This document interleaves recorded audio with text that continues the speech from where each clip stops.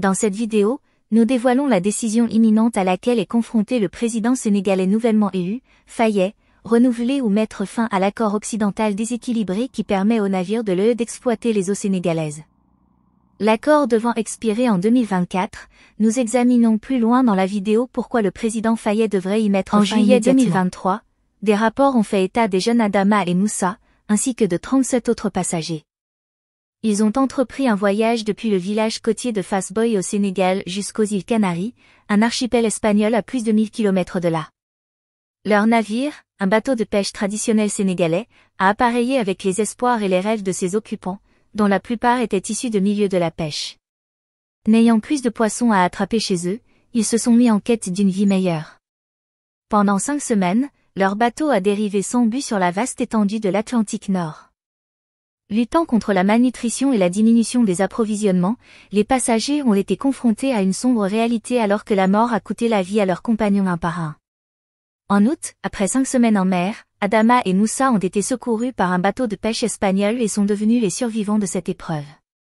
C'est l'histoire de nombreux membres de la communauté des pêcheurs du Sénégal. Essentiellement, l'accord de pêche entre le Sénégal et l'Occident incarne les injustices souvent inhérentes aux accords internationaux d'extraction des ressources. Cela reflète un déséquilibre des pouvoirs dans lequel les nations riches exploitent les ressources naturelles des pays en développement pour leur propre profit, tout en offrant en retour des gestes symboliques d'aide.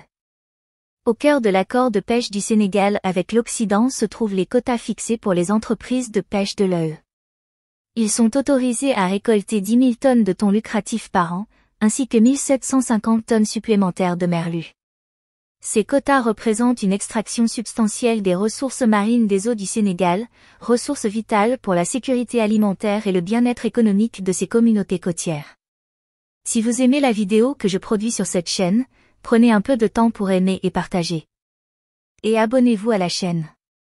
Selon les détails de l'accord publié sur la page en ligne de l'UE, le Sénégal se voit promettre un maigre 2,6 millions d'euros d'aide par an. Ce chiffre est dérisoire en comparaison de la valeur des 10 000 tonnes de thon récoltées chaque année.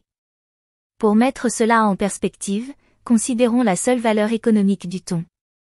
Si l'on prend un prix moyen conservateur de $10 le kilo de thon sur le marché de gros américain, les 10 000 tonnes de thon récoltées chaque année équivaudraient à la somme faramineuse de 100 millions de dollars. Cela signifie que pour une simple fraction de la valeur réelle des ressources extraites, le Sénégal perd le contrôle de ses eaux et de la biodiversité marine. En outre, l'accord exempte les entreprises de pêche occidentales de l'acquisition ou du paiement des licences de pêche, ainsi que de toute forme de taxation. Au Sénégal. Cette exemption exacerbe les inégalités inhérentes à l'accord, permettant aux entreprises étrangères de réaliser d'immenses profits tout en contribuant peu au développement ou à la durabilité du secteur de la pêche au Sénégal. Les conséquences de l'accord de pêche sont désastreuses pour les communautés de pêcheurs locales du Sénégal. Ils sont confrontés à des stocks de poissons épuisés, à une concurrence accrue pour des ressources limitées et à des moyens de subsistance réduits. Alors que les navires étrangers exploitent les eaux sénégalaises, les pêcheurs locaux luttent pour rester compétitifs et maintenir leur mode de vie. Nous devons à cet effet revisiter les mécanismes existants, les améliorer et les rationaliser afin qu'ils répondent mieux aux besoins d'emploi et autres activités génératrices de revenus pour les jeunes. Pour encourager la création d'emplois, je compte m'appuyer sur un secteur privé fort parce que soutenu par l'État. Sur la base de nos besoins prioritaires, nous travaillerons ensemble pour endogénéiser notre économie. Bien entendu, le secteur privé international aura son plein rôle à tenir. Les Sénégalais sont braves, mais ils sont fatigués et attendent de nous des solutions contre la vie chère. La question du coût de la vie me préoccupe particulièrement et retient toute mon attention. Dans les jours à venir, des mesures fortes seront prises dans ce sens. Pour véritablement répondre aux besoins et aux aspirations des communautés côtières du Sénégal, un changement de paradigme vers une gestion équitable et durable des pêches est impératif. Cela nécessite de renégocier les accords qui donnent la priorité à l'appropriation locale et au partage des bénéfices, ainsi que d'investir dans le renforcement des capacités et les infrastructures nécessaires au Sénégal pour exploiter et gérer efficacement ses ressources marines. C'est seulement alors que nous pourrons garantir un avenir dans lequel la prospérité des communautés côtières du Sénégal ne sera pas sacrifiée sur l'autel du profit à court terme. La situation s'aggrave si l'on considère les conséquences involontaires de l'invitation des entreprises de pêche de l'œuf dans les eaux sénégalaises. Au-delà de l'exploitation immédiate permise par l'accord, l'afflux de navires étrangers agit comme un catalyseur des activités de pêche illégales, non déclarées et non réglementées, INN. Les eaux riches du Sénégal deviennent un aimant pour les opérateurs opportunistes qui cherchent à tirer profit d'une application et d'une surveillance laxiste. La présence de ces navires de pêche illégaux exacerbe la pression sur les stocks de poissons déjà épuisés, menaçant encore davantage les moyens de subsistance des communautés de pêcheurs locales. Face à une concurrence accrue pour des ressources en diminution, les pêcheurs artisanaux se retrouvent marginalisés et incapables de rivaliser avec les opérations à l'échelle industrielle des flottes étrangères. En conséquence, ils sont confrontés à une diminution des captures, à une diminution de leurs revenus et à une vulnérabilité économique accrue. C'est le désespoir induit par le déclin du secteur de la pêche traditionnelle qui pousse certains Sénégalais à chercher d'autres moyens de subsistance, souvent avec de graves conséquences.